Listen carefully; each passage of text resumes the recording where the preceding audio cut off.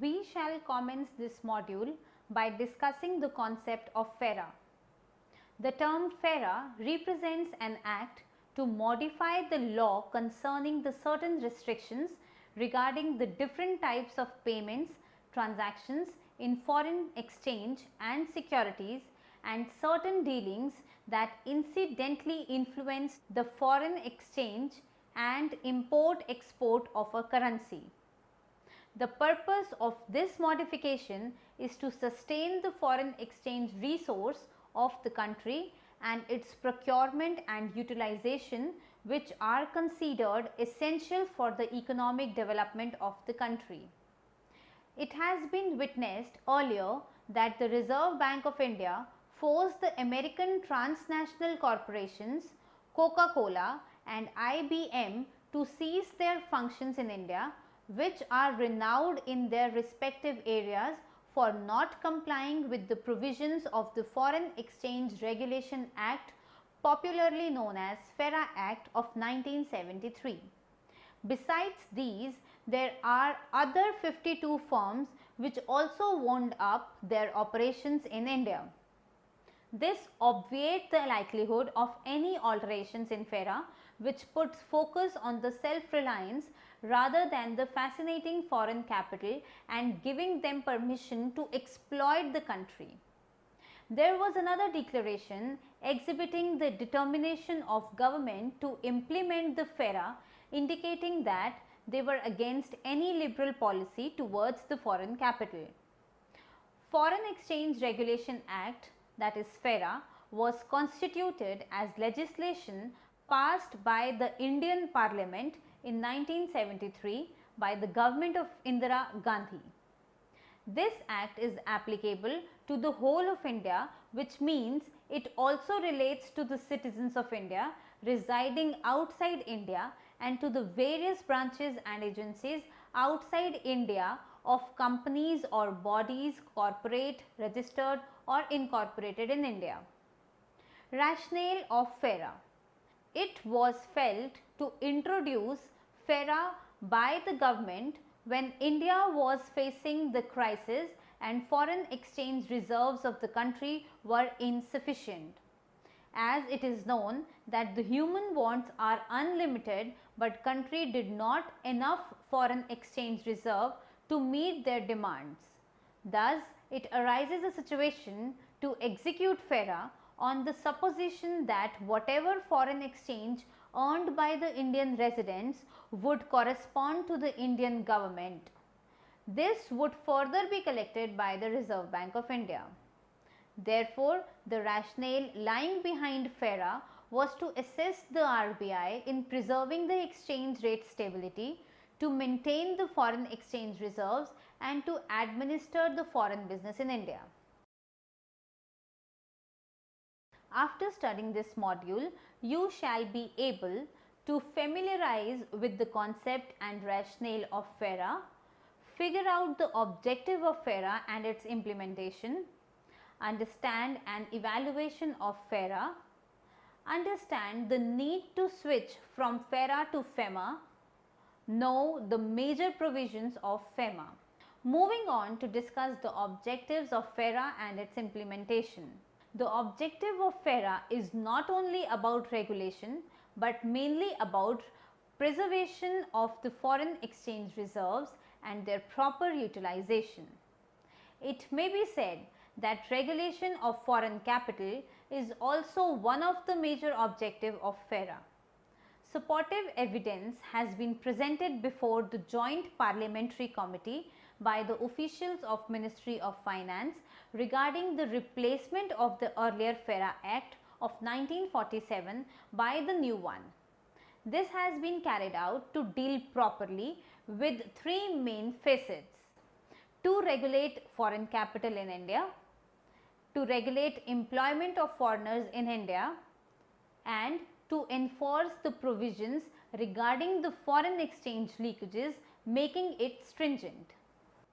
For the purpose of regulating foreign capital, there is need to understand the foreign corporate sector in India, which consists of branches of companies incorporated abroad and companies incorporated in India but controlled by the foreigners.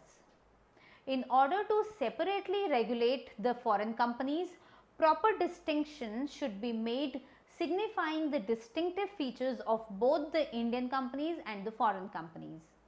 This would imply another objective of FERA in regulating the foreign companies.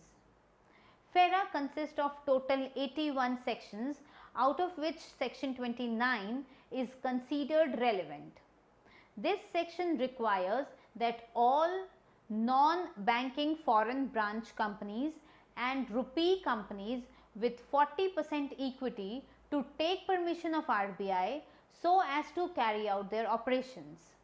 These operations signify either the purchase shares or takeover fully or partly by any undertaking engaged in performing functions, whether of trading, commercial or industrial nature. Implementation of FERA. Foreign Exchange Regulation Act, that is FERA, finally came into existence on 1st of January 1974. As per this act, 881 foreign branch companies and rupee companies have got RBI approval to continue with their business in India. Dilution of the foreign equity was a major issue under this act. It was mentioned in Annual Report 1977-78 that dilution of foreign equity is not necessary in 321 cases. 68 companies were already earmarked with the foreign equity.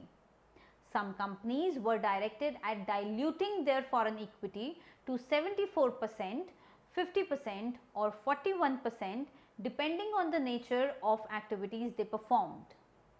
Initial performance was not satisfactory, and after that FERA has been accelerated. Afterwards, RBI invited the proposal for equity dilution from 1975 after accepting the applications. Then RBI took one step forward in investigating these applications and from 1976 onwards initiated giving permissions. Thereafter, cases were referred by FERA committee consisting of the secretaries of the 5 government departments: Economic Affairs, Industrial Development, Commerce, Science and Technology and Company Affairs. This procedure of inviting applications, investigating and further reviewed by the FERA committee was a time-consuming process. As RBI permission is requisite, but sometimes RBI showed its failure to take actions instantly, especially in the cases where TNCs were involved. RBI usually go through a long procedure in finalizing the cases and does not remit the latest order unless notified by the higher political authorities. IBM is an important instance. Initial proposal of IBM was submitted in June 1974 and its transformation took place in April 1976. FERA committee then took action for not allowing IBM any exemption with regard to the dilution of equity in September 1976. However, the company is driven by powerful lobbies to discuss various other proposals with the government. The final decision was taken only after September 1977, and that too required a categorical directive from Prime Minister. The most influential factor that was responsible for the slow implementation of FERA might be the poor response of the companies. They indulged in some sluggish tricks so as to obtain the advantages in the circumstances emerging out of FERA. It was often felt that certain companies offended the RBI directives. Therefore, RBI further instructed the companies to state and submit their dilution plans within 3 months in July 1976. But few companies replied. It was reported that more than 100 companies had not diluted their foreign equity within the 2-year period as directed by RBI. Though RBI has the legal power to take action against these companies, but it could not take any decision regarding this matter. Next, we shall discuss the evaluation of FERA.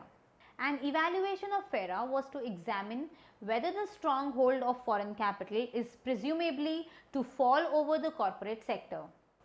FERA was implemented in such a way that it assured the wider circulation of shares of the companies. There were certain cases where there was less demand for the shares in the market. Companies were asked to look for the shares through the public issue of shares. Sometimes it was felt that oversubscription was a major problem faced by the companies.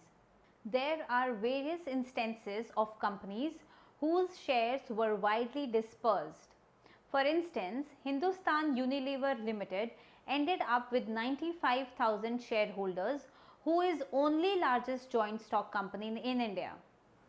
It is known that the procedure of diluting the foreign equity is commonly known as the Indianization of the foreign companies.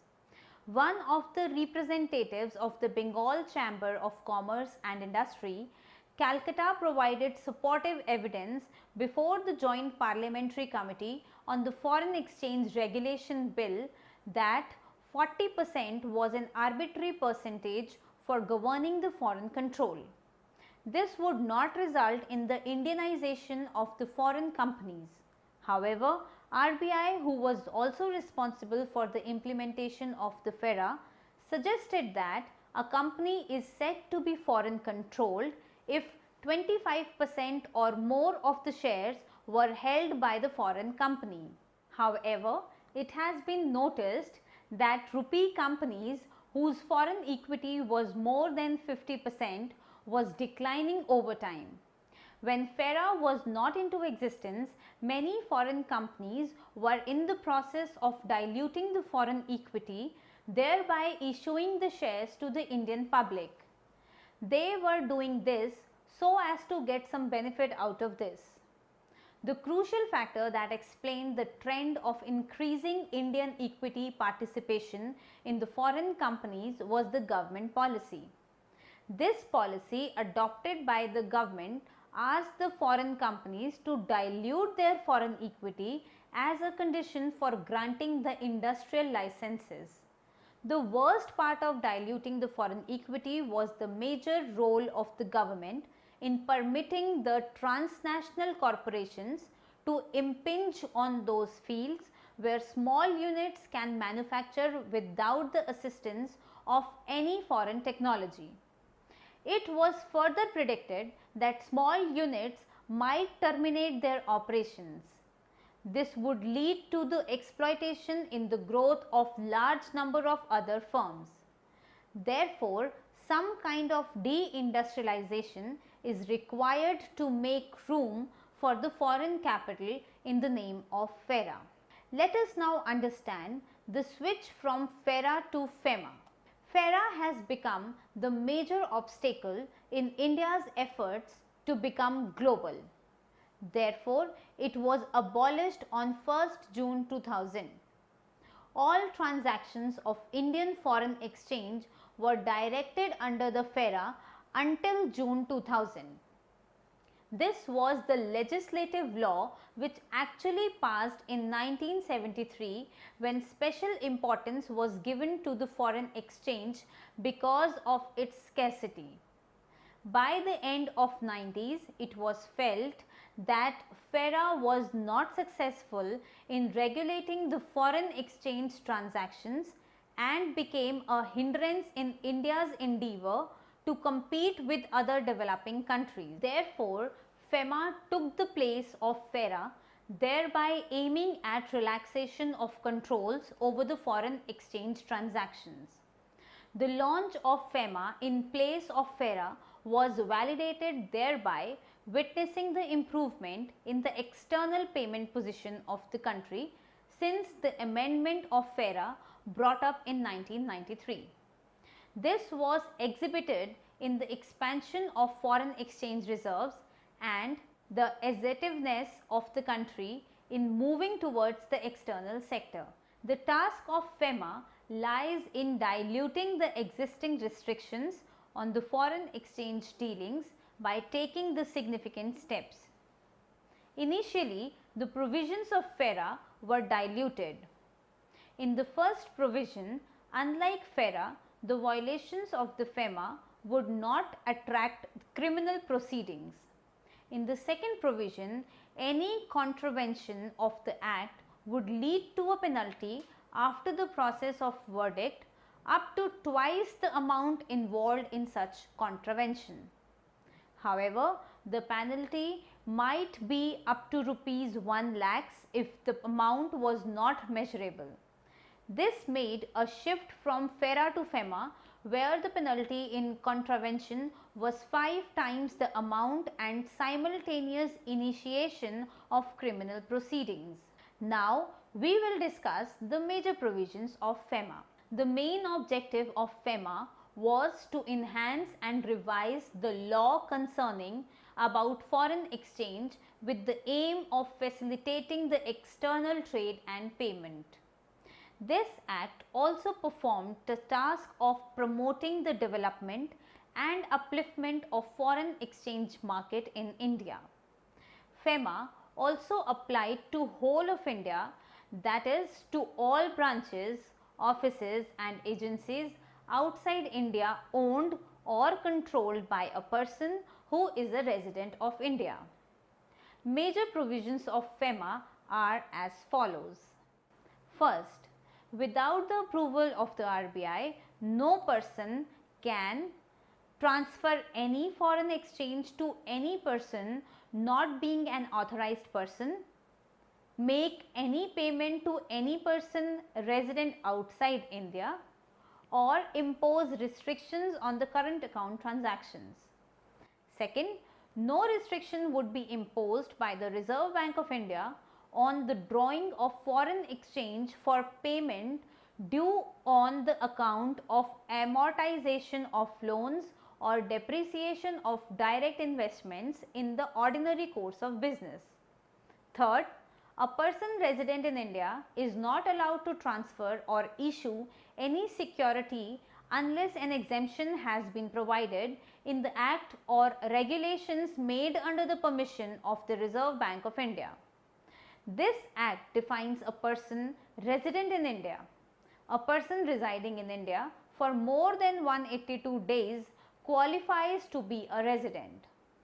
Fourth, a person residing outside India or a branch, office or agency in India of a person outside India is not allowed to transfer or issue any foreign security unless directed by the RBI of India. Fifth, the RBI can restrict any borrowing or lending or deposits in the foreign exchange in whatever form called between a person resident in India and a person resident outside India. Sixth, restrictions has also been imposed on export, import or holding of currency or currency notes. Seventh, there is a prohibition by the RBI on transfer of immovable property outside India other than a lease not exceeding 5 years by a person resident in India. Eighth, Reserve Bank of India also put restrictions on the acquisition or transfer of immovable property in India other than a lease not exceeding 5 years by a person resident outside India. Ninth, export proceeds relating to the goods and services are expected to be realized within a period of 6 months from the shipment date. However, in the case of proceeds relating to the warehouse established abroad are required to be realized within 15 months from the shipment date with the approval of the Reserve Bank of India. Now, we will discuss that the change over from FERA to FEMA has achieved the objective of the policymakers or not. The scrap of FERA showed an important change in the behavior of government toward the foreign capital. FERA was the means for the government to regulate the foreign capital for the development of the country. However, FERA was declared fragile due to the dilution of equity. The dilution of foreign equity did not imply diminishing control of the foreign investor over an enterprise. The reality was that Even with a less than majority stake in the holding, the foreign investor was successful in controlling the enterprise because of the wide dispersion of the numbers of shareholders. This purpose of the foreign investor was proclaimed validity in US Department of Commerce documented before the establishment of FERA. Some rules had come up stating that some foreign firms found corporate control as an important condition to get an entry in the Indian market. In certain cases, they acquire 40% of the shares in the joint ventures. Realizing the objective of regulating foreign capital by reserving its sovereign rights in the absence of FERA revealed the rationale of FEMA. Though the introduction of FEMA signified its importance to facilitate trade and payments, but its relevance has been questioned in terms of improved condition of the external account, mainly for two reasons. The first reason was stated as whatever claims that external payment situation was sufficient to benefit, such relaxation of controls did not stand close scrutiny. Second, the global financial markets had experienced the chaos due to which the imposition of exchange controls was in favor of the policymakers in some of the distressed countries. Thus, it can be concluded that the timings of FEMA was not considered advantageous either in terms of relaxation of control over the foreign exchange transactions or in regulating the foreign investment. Moving on to discuss the FEMA, a step towards capital account convertibility. Capital account convertibility refers to the freedom of transforming the local financial assets into the foreign financial assets and vice versa at the market determined rate of exchange. Section 6 of the Foreign Exchange Management Act describes some components of the capital account convertibility. It is explained in such a way specifying that RBI has the right to specify certain capital account transactions for which the foreign exchange is freely available. Subsection 2 of section 6 states that provided that the Reserve Bank shall not impose any restriction on the drawal of the foreign exchange for the payments due to the account of amortization of loans or for the depreciation of the direct investments in the ordinary course of business. There are certain points to be kept in mind. First, there must be an assurance that the interest of the international investors will be protected. This is the main matter of the importance, stating that the current state of the multilateral negotiations aimed at deregulating the foreign investment. Second, the scope of convertibility will be widened if it is found that the loans are fungible. It is also known that proposed amendment has come up in the definition of a person resident in India. The person residing in India for more than 182 days would qualify to be a resident.